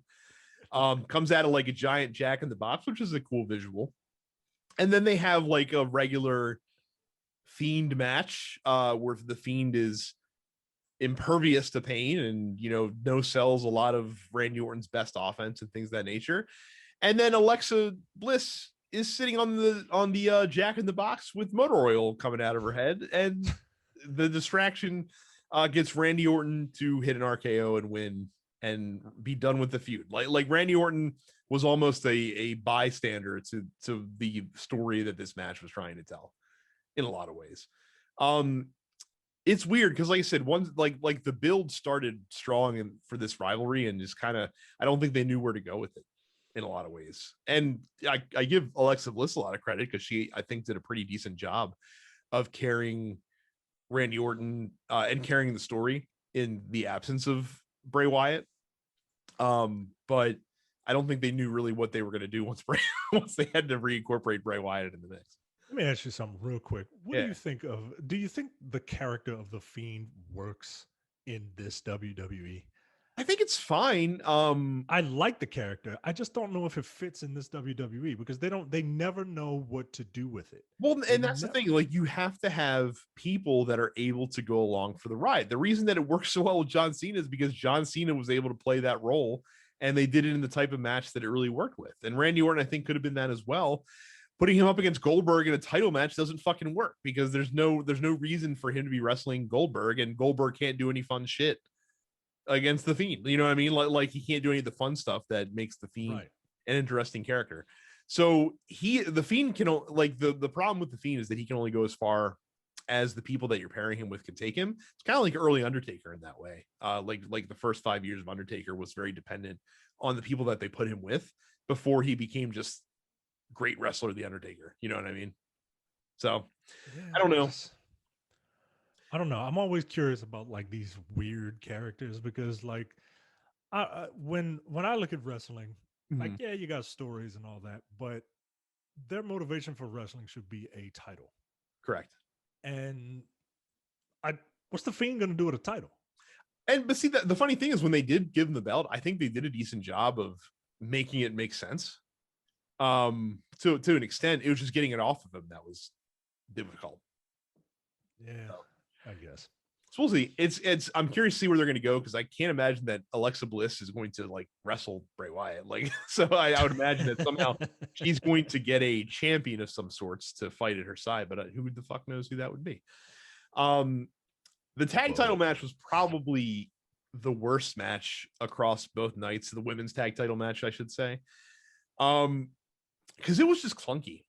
It was just clunky. Again, out of the 4 people involved in this match, only one of them was capable of really shouldering the load.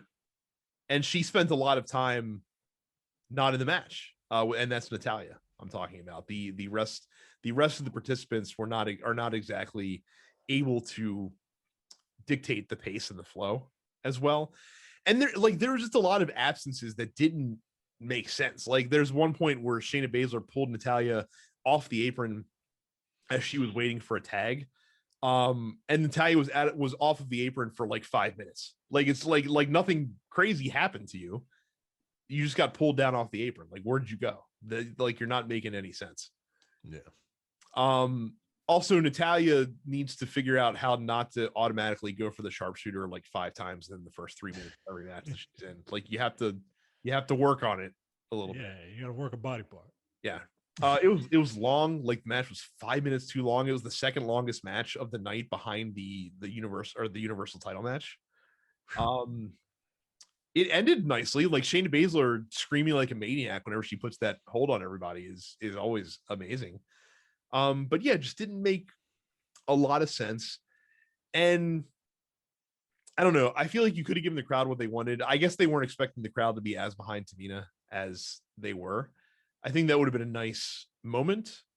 But then again, if you don't have a plan for Natalia and Tamina to be tag champions, or if you have a plan down the road for who's going to take the belts off of Nia and Shayna, then I understand. Yeah, but at the same time, like they can delay their plans for a month. Yeah, They can delay their plans for 3 weeks and just let it be happen. Let them get the titles back at Backlash. Like I know we poo pooed that idea before, but like I assume they have a plan for Bobby Lashley and Drew McIntyre. Like this is a tag team. Of course, WWE doesn't have a plan. Felt really good for watching Kevin Owens and Sami Zayn, who had a bit of a moment before the match started. Like it was hard for Kevin Owens to hide the "I can't believe that you and me are getting to do this here" kind of thing. Which was really fun. I'm glad that Logan Paul's involvement just was a bunch of cutaways and then getting stunned at the end of the match and taking the stunner reasonably well. Like that was one of the better sells. It wasn't a Linda sell. No. Yeah. No, it was not a Linda sell for sure. He at least had a decent sell. And the match was really good. Like it's kind of hard to really remark on a Kevin Owens Sami Zayn match because we've seen it so many times. Yeah. Even more if you watch them in Ring of Honor. But it was a solid match. It was a good palate cleanser from what was a clunky match that was before it. And unfortunately set up Sheamus and Riddle in the following match to have a relatively forgettable match for the US title, aside from the bro kick at the end, which was pretty cool. That's the only thing I like because I can't stand the Matt Riddle character. I don't know if he's like, I don't know if this is his personality. I hate pothead character. I hate potheads and hey bro, Johnny Utah types. Like I do not care for them at all. And if I can't get behind like if I hate your character, I am immediately checked out of whatever match you're in. So interesting. Good. I don't hate Sheamus. I think I like the guy Sheamus more than the character. I think he was at his best when he was paired with Cesaro. But successful tag team, we got to break them up eventually. And they had a pretty good run considering. They did. They had a great run actually, especially like their everything that led up to them being a tag team, right? Like them having their best of 7, and it's just like, you know what, you're all right. Let's do this together, right? But yeah, fuck Riddle. I don't care for him. We did have the Apollo Crews Big E Nigerian drum fight for the Intercontinental title. If you're gonna have a Nigerian drum fight, like I understand the purpose behind the name, you gotta have at least one drum, right? At ringside. Like I feel like you're shortchanging me if you don't have that. I thought the match was really good. I thought the ending was really weird. Having Dabba-Kato be aligned with Apollo Crews out of nowhere is a bit silly. It's a cheap way to get the title off Big E. I have to assume that they already have bigger aspirations for him that are going to be implemented sooner rather than later in terms of what program he's headed towards. I hope so. Look, you can make Apollo a heel and have him beat Big E clean. I don't understand the finish. Well, I mean, you're protecting Big E. That's the only reason that the finish exists, essentially. So. Okay, I mean, but at the same time, like, if you have a really good match, doesn't matter who loses, right? Like it. I mean, it does, but like, I don't know. You can make Big E look strong, while still having Apollo win. And yeah, they didn't really use any of the they had bongos and stuff around ringside and a Southeast Asian gong for a Nigerian drum fight, but I thought they were gonna like implement that stuff. And Yeah. they didn't really. It's also super weird having a guy like Apollo Crews need a heavy, because like it's not like Apollo Crews is like a chicken shit heel character or like a cocky heel. Like he's a big fucking guy. Like he's a big strong dude. Like do you need why does he need a heavy? Because he's only 6'1" and 242 and not 6'5" and 275. It doesn't make a lot of sense to me, but do you? I guess they need something to do with Davikato since Ron. Okay. Rhea Ripley and Asuka. So I gotta say, I'm surprised that these two didn't necessarily mesh as well as I would have expected them to. I think part of that is Rhea Ripley not quite being ready to take the lead in a match. Mhm. And I guess it might have just been a styles clash, honestly. In some ways, like this match just didn't feel smooth to me. The ending was quite anticlimactic because Rhea Ripley has quite an anticlimactic finishing maneuver. Like every time she pins someone with that, like I'm always surprised they didn't kick out. Seriously, like it's a pump handle slam, like the Riptide. I'm like, it's a pump handle slam. Like the Road Dogg used the same fucking finishing move. Like this isn't. Rhea Ripley seems like she needs like a striker's finish. What do you mean a striker finish? Just something that someone of her size, like a maneuver that looks fucking strong. She needs a bro kick type move to me, right? Like she's got big legs, big feet. I would like something like that for Rhea Ripley, but whatever. Rhea Ripley's awesome. But yeah, I agree. This match, it just I something something seemed lost in translation. Mm-hmm. Like no pun intended, but it was I understand you had to get the belt off of Asuka, right? Because as much as I like Asuka, you can't, the way WWE does their story, they focus on storytelling first. They prioritize storytelling. Mm-hmm. And it's just difficult with as with an English second language champion. Mm-hmm. It just is. And they're not, and WWE's not changing. So frankly, it's a credit to her that she's been on top as much as she has, despite the fact that it's right. Despite the, I mean, like, right, like all she says is nobody's ready for Asuka, and you are not ready, and nobody's ready, and you will never be ready for Asuka. Like it's like, all right, like, and I love Asuka. I subscribe to her YouTube channel because she's adorable. But yeah, they had to get the belt off her if you want to do something with it. So finally, I pose this question to you, Micah. Is the Universal Championship match between Roman Reigns, Edge, and Daniel Bryan the greatest triple threat match in the history of triple threat matches? Can you think of a better one? I can't think of one off the top of my head. Not in recent memory. They're hard. They're notoriously hard to book well, because ostensibly here the flow of the triple threat match has to be two guys beat on each other. Somehow the third guy's out of the picture. Somehow the third guy comes back in the picture and eliminates one of the other guys from the picture, and then those two guys beat on each other. Then all three of them get in the mix somehow for a few minutes, and then you kind of just cycle between those things, essentially. And it's kind of formulaic, and it's hard to do well because it always seems like the one guy that's not there when they're not there is kind of awkwardly not there. Yeah, he's usually, knocked out off after a move, and it's just kind of sitting there for 2 to 3 minutes, or is outside the ring off camera. Yeah, that's what I mean. Like he got hit with a table, and now he's just laying there. Yeah, this was really, really good because they spent a lot of time with all three of them in the ring, kind of going back and forth to keep the other guy down. They credibly took Daniel Bryan out of the match for an extended period of time, only to bring him back for what is the memorable sequence of the match where Edge has Roman Reigns in a crossface. Roman Reigns appears that he's about to tap out.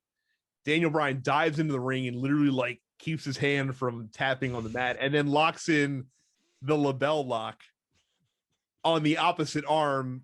Him and Edge are like mean mugging each other, like headbutting each other, while they have Roman Reigns locked in this dual submission hold, who looks like absolutely panicked and like his neck is getting torqued off essentially. Meanwhile, Paul Heyman's in the background, like doing the best facial expressions that Paul Heyman could possibly do.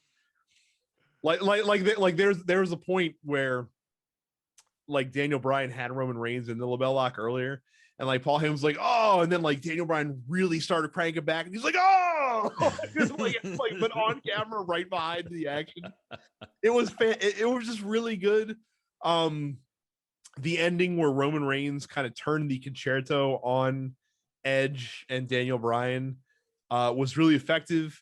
And he looked strong as shit. I wasn't surprised that he retained. I really didn't see either of these two winning, especially because they, in the build-up, they made it clear that you're going to get a match between these two guys, and you're going to probably see that at Backlash. Yeah.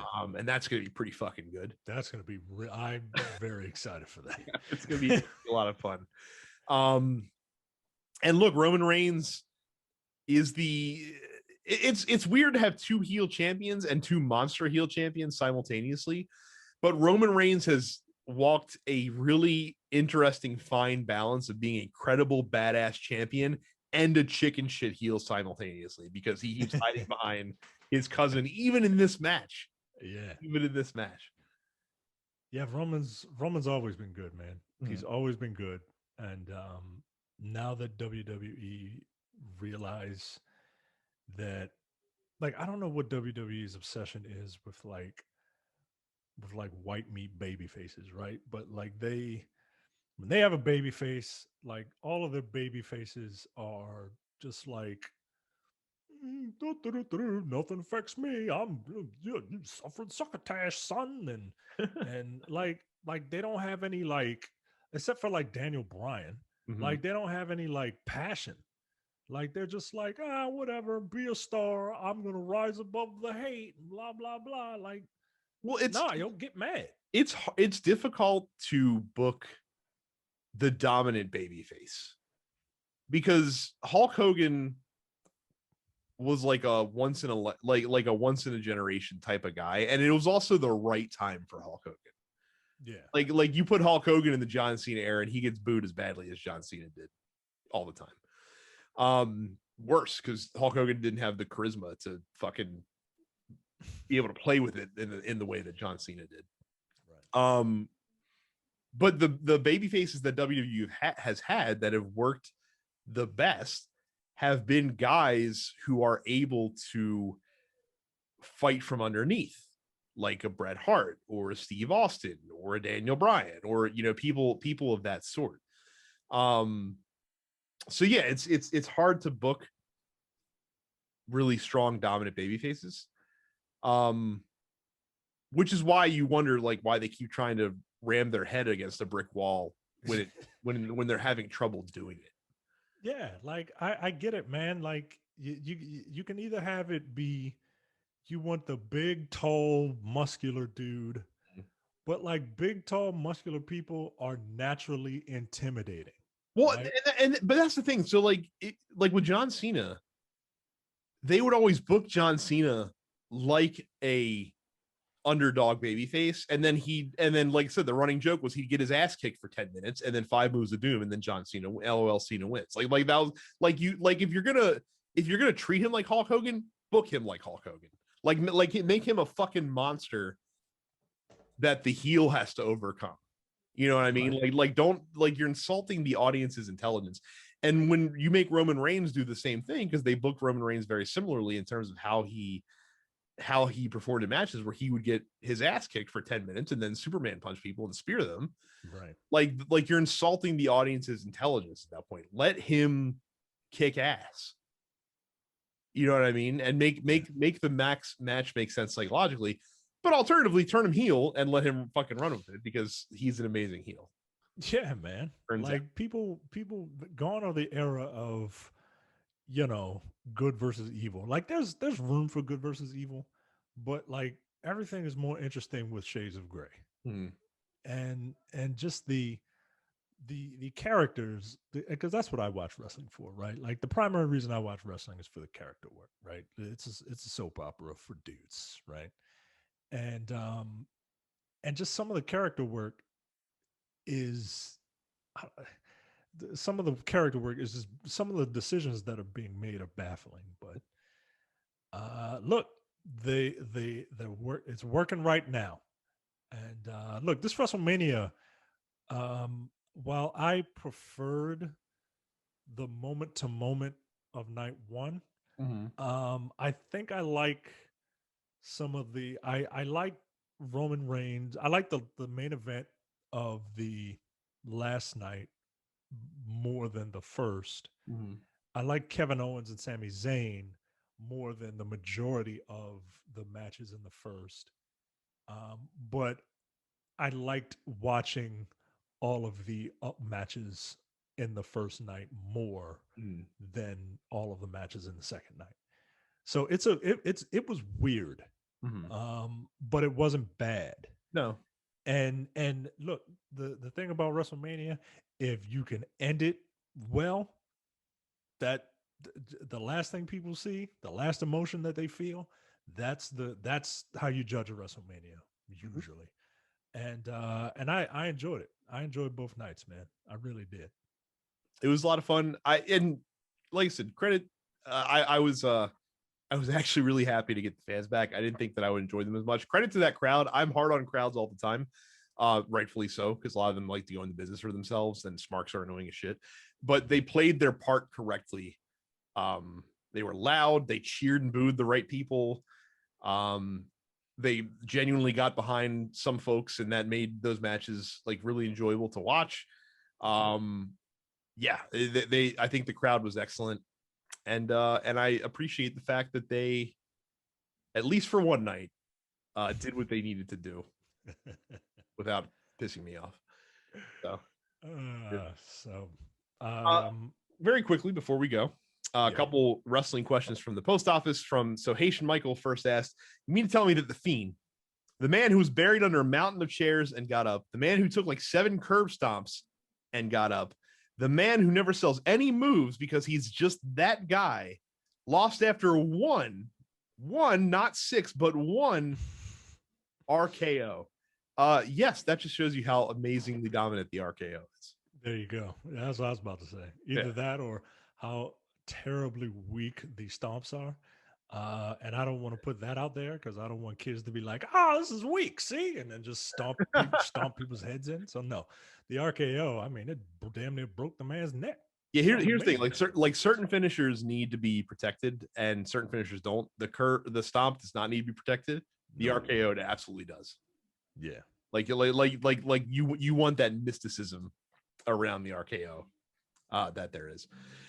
Johnny asks, was Roman retaining the right call? Yes. Yeah. Because I think the storylines are more interesting with him as champion than they are with either of the other two guys. And the storyline for them is more interesting with them not being champion. Yeah.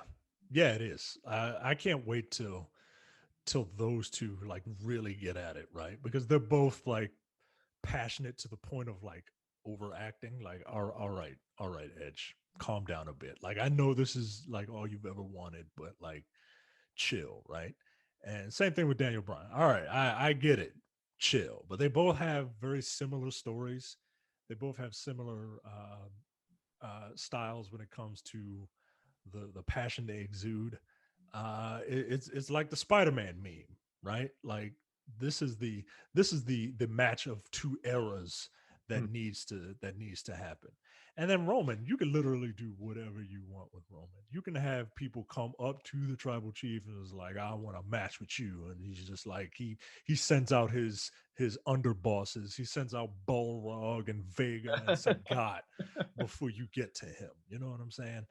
Um, do you want The Rock to be involved in this story? Oh fuck no! Come on. I've heard rumors of people who are like, oh, maybe The Rock will face Roman Reigns at Wrestle. What good does that do anybody? If you're gonna make Roman a fucking monster, and taking the belt off of him is going to be a significant event, give that to somebody that will actually benefit from it. Yeah. I mean, at this point, in all seriousness, the guy that probably needs to ultimately take the title from him, and I don't know if and when it's going to happen, is probably Big E. I agree. Mm-hmm. I don't see it happening though. Really? Not anytime soon. I feel like he's gonna be in this feud with Apollo for at least another pay-per-view. Mm-hmm. And he's gotta win, but not win the title. And then he'll be like, you know what, I gotta move on to bigger and better things. I don't know. And I think him losing the IC titles, the blow off is him graduating above that belt at this point. I'm fine with it, by the way. Yeah. I think Big E is. I'm not saying that he's gonna immediately go into a feud with Roman. By the way, I think if you're gonna give him the title, you have to do it at one of your marquee events. Yeah. But I think he's gonna start heading in that direction. Honestly, the guy that I think that you'll see Big E feud with next is Seth Rollins. Which I think is a logical next step for him moving towards that belt. Last but certainly least, Cam asks, what was your match of the week for TakeOver and WrestleMania, respectively? Mike, you can't speak TakeOver like you said, but again, I think this was the rare pair of shows where the main event was the best match on the card. Yeah. It's not usually that way, but in this case, I think it was. I think they were both the best. He said, you like that for once, we got a WrestleMania that essentially focused on the future of WWE, with almost all the champs being potential future faces of the company, or at least near that level, rather than putting over some 50-year-old part-timers. That's something that I didn't really think about too much. And it is surprising because you would think that WWE moving to Peacock, trying to sell that service as much as possible, helping NBC do that, would result in a lot of cameos from guys that we don't necessarily need to see. And honestly, the only person who was on the card that isn't a regular wrestler was Shane McMahon. Like everybody else was here. The celebrities that did get involved, either you had Bad Bunny, which was, like we said, way better than it had any right to be, or Logan Paul, who was just sitting on the outside of the ring and making faces. Like that's what you want from those guys. It is encouraging. And again, like some of the guys like Rhea Ripley walking out with a title, Apollo Crews, again, for a lot of folks that complained about the mismanagement of Apollo Crews, I just want to point out Apollo Crews left WrestleMania with the second most important championship on their most important show. Yeah. That's a significant event that I don't think people are putting in their head. So that kind of gives you a sense of where he is right now. Bianca Belair is a champion. Pretty good night. Bobby Lashley is a champion, which again, I think is a little surprising for a lot of folks when they first looked at it. Not that Bobby Lashley is like the future of WWE, but but it's good. I think. I think that's a pretty cool thing that they tried some different things this year. Yeah, I think that them being on Peacock, maybe they're like, well, maybe we'll get a brand new audience and we can all start fresh, right? Like we don't have to. I really hope that this is a thing where they don't feel the need to kind of rely on the older stars. And yeah, this is awesome, man. This was a good couple of nights. I think it was a really positive showcase. Well, and fuck's sake, like even the times that they cut to fucking Hulk Hogan really was a showcase for Bailey. Right. I was more to get Bailey over than anything else. So interesting. Yeah, the Florida crowd booing Hogan. You know what? We can't. It's not all bad. It's not all bad. Yeah. Any other final thoughts? No, this was a solid show. B plus, A minus, I guess. The good outweighed the bad. And yeah, I really enjoyed it. All right. Well, again, Discord, go to densepixels.com/fans. Subscribe to us wherever you get your podcast. Subscribe on YouTube at youtube.com/densepixels. Follow us on Twitch, densepixels Brad, @version410, stuff it's Carrie. That's it. Thank you guys for listening and watching. We'll see you the next time. You're watching the Dense Pixels YouTube channel. Click the subscribe button while you're here and make sure you check out our weekly podcast where we discuss the latest gaming news and our impressions on what games we've been playing.